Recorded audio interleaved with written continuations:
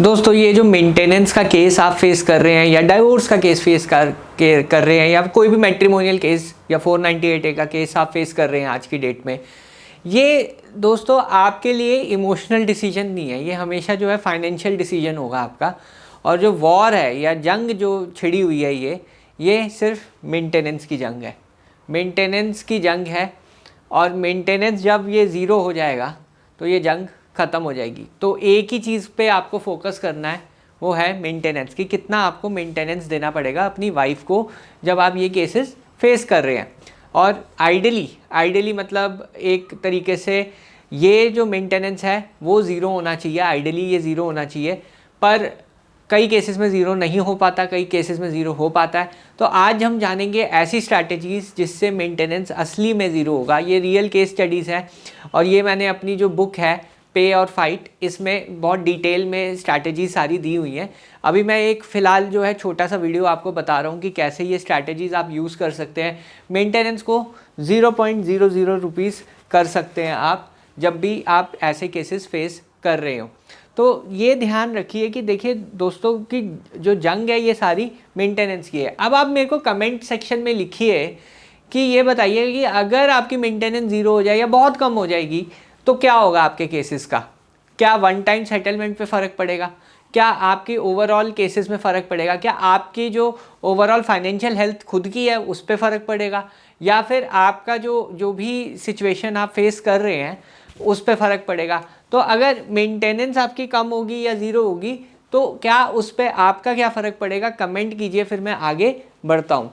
आप अगर कमेंट करेंगे कि जी मेरा जो है हेल्थ ठीक रहेगी, मेरी खुद की फाइनेंशियल हेल्थ ठीक रहेगी और मैं जो है केसेस और कॉन्फिडेंटली लड़ूंगा, ये होगा या नहीं होगा, एक बार कमेंट करके मेरे को ज़रूर बताइए कि आपका क्या होगा, जो भी मतलब आपके साथ क्या होगा अगर मेंटेनेंस जो है आपने कर दी 0.00।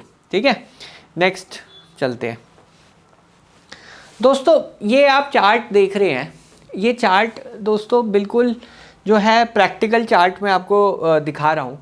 इसमें देखिए दो टाइप की वाइफ्स हैं, एक आपकी हो गई वर्किंग वाइफ और एक हो गई नॉन वर्किंग वाइफ। ठीक है जी, वर्किंग वाइफ है, एक नॉन वर्किंग वाइफ है। वर्किंग वाइफ के केस में ज़्यादा प्रॉब्लम नहीं है क्योंकि वर्किंग वाइफ कुछ ना कुछ कमा रही होगी और अगर आपका और वर्किंग वाइफ का जो सैलरी डिफरेंस है वो ज़्यादा नहीं है तो मेंटेनेंस ज़ीरो हो जाएगी। इसमें ऑटोमेटिकली मेंटेनेंस ज़ीरो हो जाएगी। अभी दिल्ली हाई कोर्ट की भी जजमेंट आई है इस पे कि वर्किंग स्पाउस को जो है मेंटेनेंस नहीं देनी चाहिए या एलिमनी नहीं देनी चाहिए, ये एक जजमेंट आई है। फिर भी ऐसे केस में आपको अगर डाइवोर्स चाहिए या केस से जल्दी बाहर निकलना है या 498A का केस चल रहा है उससे जल्दी बाहर निकलना है तो उसके लिए आपको कुछ ना कुछ एलिमनी अपनी तरफ से देनी पड़ेगी ताकि केसेस जल्दी ख़त्म हो और आप जो है केसेस से बाहर निकले। लीगली यहाँ इस केस में मेंटेनेंस ज़ीरो होगी। तो अभी मैं खुद कुछ ही टाइम पहले ये ऐसा केस कर रहा था, वर्किंग वाइफ थी, मेंटेनेंस हमने ज़ीरो करा दी। वाइफ साइड को समझ नहीं थी कि मेंटेनेंस उसे मिलनी ही नहीं है, फिर भी उसने फ़ाइट किया 2-3 साल केस और 3 साल बाद उसने सेटलमेंट कर ली। पर हस्बैंड को फिर भी एलिमनी देनी पड़ी क्योंकि केसेस जो है जल्दी उसे ख़त्म करने थे, क्योंकि डाइवोर्स में टाइम लगता और बहुत सारी चीज़ें हो जाती। मेंटेनेंस ज़ीरो हो गई फिर भी एलिमनी देनी पड़ी। तो मैं आपको हमेशा से यही कह रहा हूँ कि वॉर जो है, जो भी जंग है, ये वो मेंटेनेंस की है, एलिमनी की है। जितना कम से कम में और जितना आप अफोर्ड कर पाएंगे उतनी जल्दी ये केसेस से बाहर निकलेंगे, नहीं तो आप सालों साल इन्हीं केसेस में फंसे रह जाएंगे। सिंपल एज दैट, और कोई है नहीं जंग ये। चाहे मेंटेनेंस ज़ीरो भी हो जाएगी, अगर आप चाहेंगे फिर आपकी टर्म्स पे ऑब्वियसली सेटलमेंट होगा, बट फिर भी आपको कुछ ना कुछ देना पड़ेगा क्योंकि मेंटल पीस अगर आपको चाहिए, आपको केसेस से बाहर निकलना है। तो मैं हमेशा यही कहता हूँ ये वॉर जो है फाइनेंशियल है, इस चीज़ को ध्यान रखिए। वो क्या नंबर होगा, आपकी फ्रीडम का क्या नंबर है, वो आप खुद भी तय कर सकते हैं क्योंकि इस केस में तो मेंटेनेंस ज़ीरो हो गई। पर किस सिचुएशन में आउट ऑफ कंट्रोल हो जाती हैं चीज़ें, वो होती है नॉन वर्किंग वाइफ की, और साथ में अगर आपके बच्चे भी हैं। ऐसे केसेस सबसे वर्स होते हैं। इसमें ये एज्यूम कर लीजिए ये जो सेटलमेंट का नंबर भी बहुत हाई जाएगा, एलिमनी का नंबर भी बहुत हाई जाएगा, कोर्ट खुद बहुत हाई नंबर्स अवॉर्ड करेगा। तो इस चीज़ का ध्यान रखिए कि जब भी नॉन वर्किंग वाइफ का केस होता है और बच्चे होते हैं उस केस में सेटलमेंट अमाउंट बहुत ज़्यादा जाती है, या फिर मेंटेनेंस या एलिमनी वो भी बहुत ज़्यादा जाती है। अगर आपको डाइवोर्स मिल भी गया तब भी आपको एलिमनी का अमाउंट देना पड़ेगा। ये चीज़ का आप ध्यान रखिए कि वो नॉन वर्किंग वाइफ में, बट इस पर भी काम किया जा सकता है। अब मैं वो स्ट्रैटेजीज बता रहा हूँ जिससे मेंटेनेंस ज़ीरो हो जाती है। नॉन वर्किंग के केसेस में भी आप काम कर सकते हैं। क्या काम कर सकते हैं वो मैं अभी बताने जा रहा हूँ। देखिए इसमें ना कुछ डॉक्यूमेंट्स होते हैं।